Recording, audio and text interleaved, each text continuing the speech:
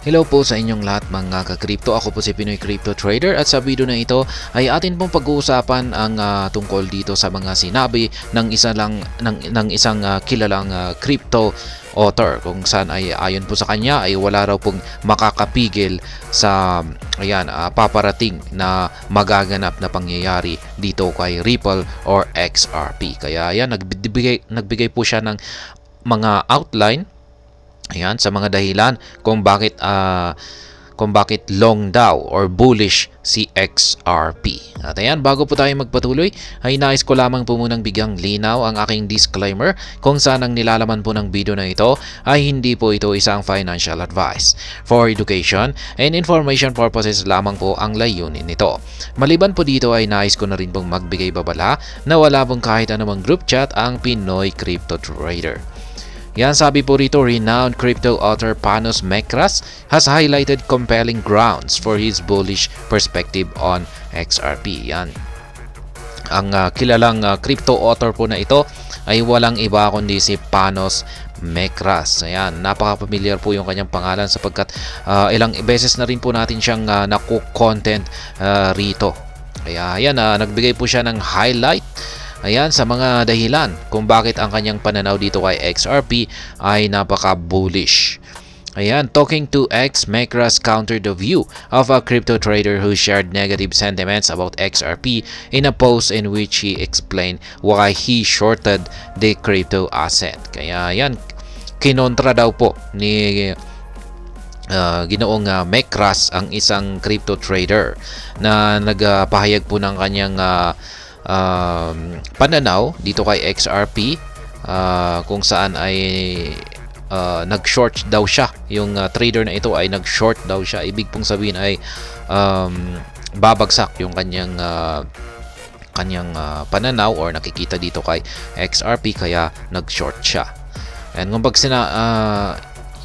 pagdating po kasi sa derivatives or future tradings, ay meron po dalawa po yung ating pwedeng buksan na position dyan. Yung long position at saka yung short position.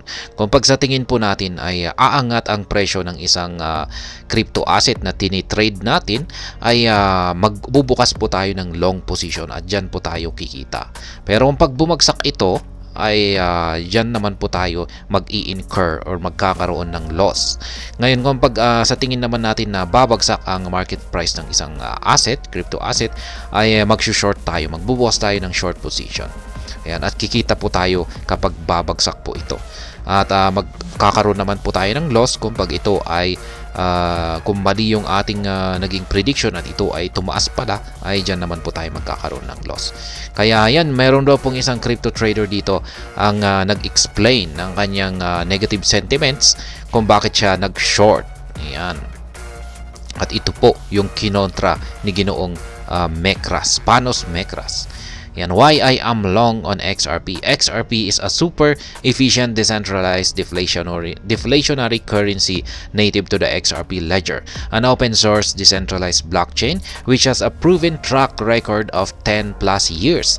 Is the OG DeFi chain and introduced the first DEX. Kaya yan daw po yung dahilan kung bakit naka-long position or merong bukas na long position si Ginoong Panos Mekras dito kay XRP, dahil ito po yung mga dahilan. Meron daw po siyang napaka super efficient decentralized at saka deflationary currency na native token.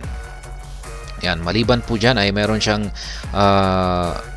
open source, ayan, decentralized na blockchain, at meron na rin po siyang proven track record na umaabot na po, napatunayan na po niya ng higit 10 taon. Yan. Kaya yan yung kanyang basihan rito kung bakit napaka-bullish ang pananaw or sentiment ni Ginoong Panos Mekras dito kay XRP. Yan, naka-long position po siya. XRP pioneering ecosystem. In an opposite sentiment, Mekras noted why he has a longer XRP. He highlighted XRP's attributes as a super efficient, decentralized, and deflationary currency native to the XRP ledger. In parallel, he emphasized the XRP's decade-long track record. Kaya yan po talaga yung mga naging matinding basihan ni Mekras kung bakit meron talaga siyang bukas na long position, long entry position dito kay XRP. According to the prominent author, XRPL has served as the foundational DeFi chain and pioneered key features such as decentralized exchange, stablecoins, tokenization of assets, and blockchain tokens.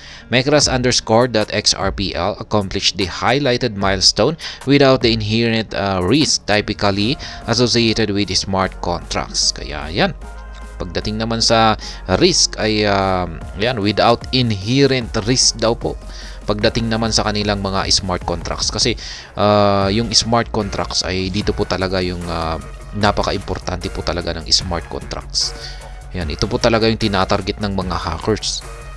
Ayan, para ayan, makapagnakaw or manakaw nila yung mga funds ng mga users, mga investors.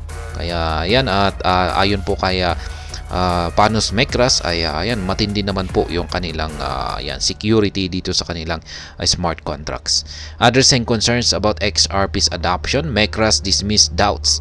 He asserted that numerous companies and institutions actively use XRP for foreign exchange settlement and cross-border payments. He clarified that Ripple is just one among many projects within the ecosystem. Kaya ayan, yung binanggit na rin po niya or ipinaliwanag na rin po niya rito yung adoption ng XRP, kung saan ay marami po talaga itong maraming mga companies at saka mga institutions ang gumagamit dito kay XRPs.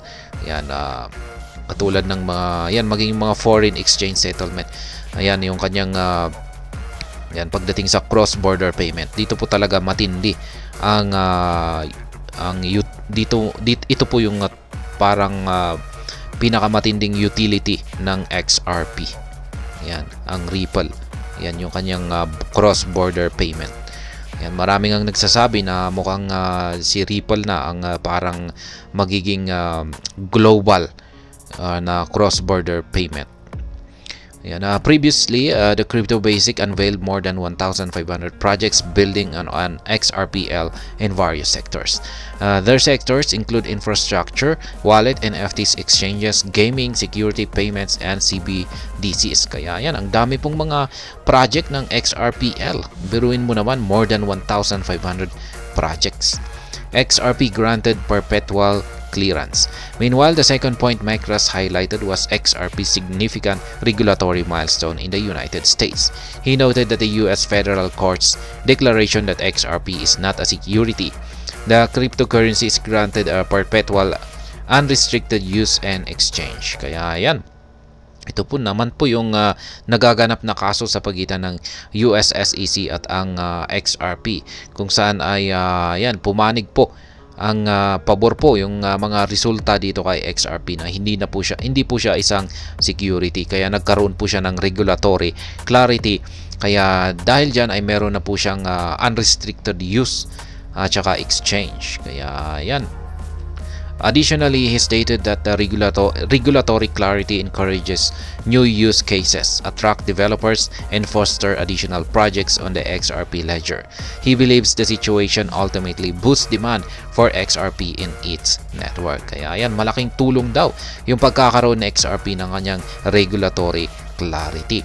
Also, the crypto author drew attention to the comparatively low market cap of XRP in relation to its full potential and recent developments. He expressed optimism about the future. Mekras anticipates further growth and increased demand as new use cases and projects unfold. Kaya yan, tuloy-tuloy lamang daw po yung development, ayan, at paglago dito sa mga use cases at saka mga projects ng XRPL ay ayan, talagang yan po talaga, aangat ang market price ni XRP. XRPL morphing into powerhouse of innovation. Ayan, nagiging XRP ay ayan nga, sinabi nga natin kanina na meron itong 1,500, higit sa 1,500 na mga projects. Kaya yan, sobrang dami, kaya powerhouse of innovation daw. Lastly, Micros touched on XRPL's transition in a powerhouse of innovation. He highlighted that XRPL was originally designed for payments but has transitioned far beyond payments. Yan, totoo po yan. Ang XRPL ay talagang yung pinaka-feature po talaga nito, original feature niya, ay isang payment system. Pero ngayon ay nag-transition na po siya or nagkaroon na po siya ng malaking pagbabago kung saan ay nagkaroon ito ng maraming iba't ibang mga projects at hindi lamang po sa payment system yung kanyang feature. Specifically, the renowned author stated that XRPL is evolving into a future-proof ecosystem with features like non-fungible tokens, hooks, automated market makers, EVM sidechains, and decentralized identities. Kaya yan, nag-i-evolve po ang XRPL para sa future-proof ecosystem. Yung kung pag sinabi po nating future-proof ecosystem ay talagang meron itong napakatibay na foundation at hindi ito basta-basta magkukolapse. Ayan, nobody can stop XRP.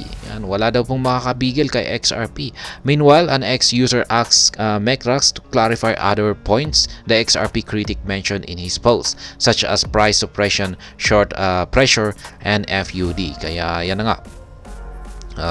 Ito po kasi yung mga lumalabas na mga dahilan ayan sa posibilidad na kung bakit kung bakit nahihirapan na umangat ang market price ni XRP. Meron daw price suppression or manipulation at saka short pressure. Ayan, may nagbebenta ng kapag umaangat ang market price ni XRP ay may nagbebenta ng malaking amount ng XRP token. At syempre yung FUD, yung mga nagkakalat ng pananakot, ayan, walang kasiguruhan at ayan doubts. Yan. Yung kawalan ng pagtitiwala dito kay XRP. In response, Micros remarked that their long-term relevance fades away in the grand scheme of things. Nobody can stop what's coming both for XRP and the industry as a whole. Yan naman po yung sinabi niya. Wala talagang makakapigil kay XRP. Kahit ano pa man yung lumabas dyan na paninira kay XRP, ay yan, sasabog at sasabog pa rin si XRP. Yan ang sabi ni Ginoong Panos Micros. At ayan, hanggang dito na lamang po tayo sa video na ito. Sana po ay inyong nagustuhan ang aking paliwanag dito. Kung inyo po itong nagustuhan, ay pag-click lamang po ang like button nito. Para naman po sa mga bago lamang dito, kayo po ay aking inaanyayahan para mag-subscribe. Pag-click na rin po ang bell icon nito dahil ito po ang siyang magsisilbing notification nito sa mga bago kong videos na akin pong ina-upload sa aking YouTube channel na ito. Marami pong salamat sa panunood. Ingat po tayo lagi at God bless po sa ating lahat.